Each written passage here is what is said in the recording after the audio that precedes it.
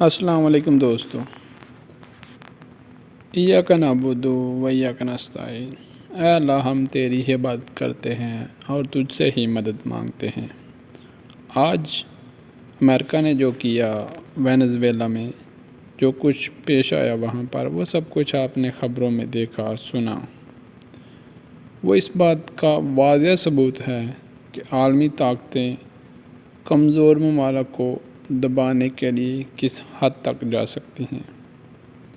ایسی ہی سازشیں ماضی میں انڈیا اور اسرائیل کی جانب سے پاکستان کے خلاف بھی کی گئی ہیں، مگر الحمدللہ اللہ تعالیٰ نے ہمیں ایک بہادر، مضبوط اور پیشہ ورانہ فوج سے نوازا ہے، جس کی بدولت ہم آج بھی سینہ تان کر کھڑے ہوتے ہیں اور کھڑے رہیں گے انشاءاللہ۔ پاکستان زندہ باد۔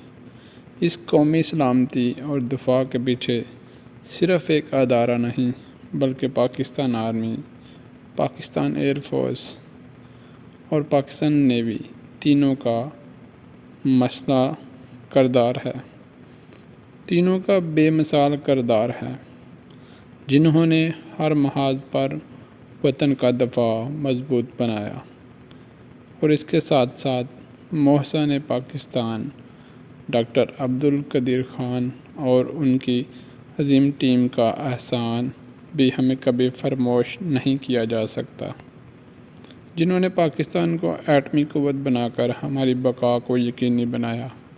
اور اگر پاکستان ایٹمی طاقت نہ بنتا تو آج حالات یکساں مختلف ہو سکتے تھے۔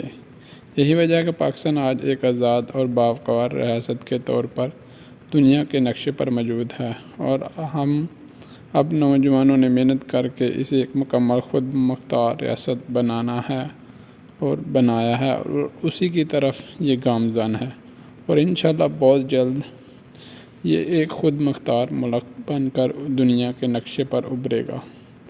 آمین ثم آمین۔ تو دوستو، یہ تھا میرا خیال، میرا اظہار جو میں نے آپ کے ساتھ شیئر کیا ہے۔ Thanks for watching, thanks for supporting. Pakistan زندہ باد، پاکستان پائندہ باد۔ اللہ حافظ۔